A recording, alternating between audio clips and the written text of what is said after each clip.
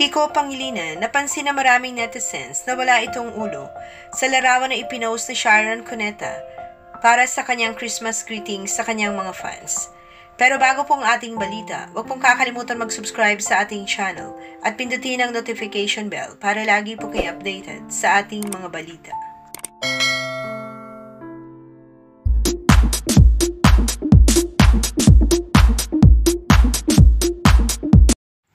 Nito lamang December 24 ay maraming nakapansin at nakuha ng megastar na si Sharon Cuneta ang atensyon ng maraming netizens matapos siyang mag-post ng isang cryptic photo habang binabati niya ang kanyang mga fans.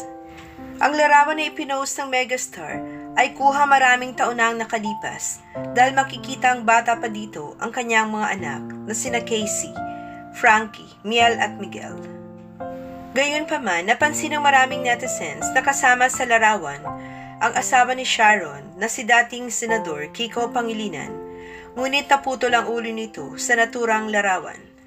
Caption ni Sharon sa kanyang post, "Merry Christmas from me and my 4 angels, my gremlins, mahal ko kayong lahat." At dahil dito, hindi napigilan ng mga netizens na magtanong kung bakit hindi kasama si Kiko sa larawan o sa kanyang Christmas greeting.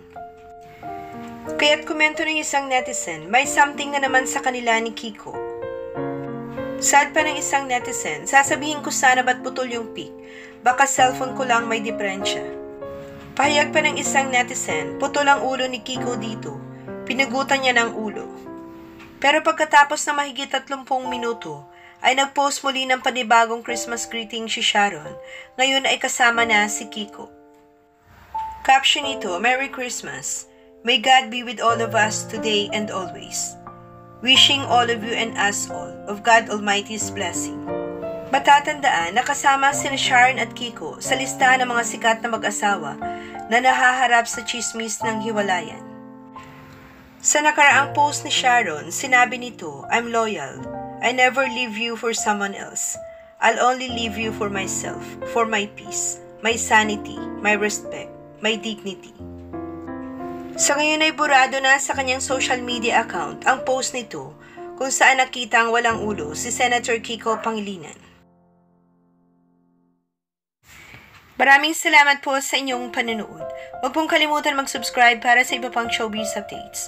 Kita-kita po tayo sa aking next video. Thank you.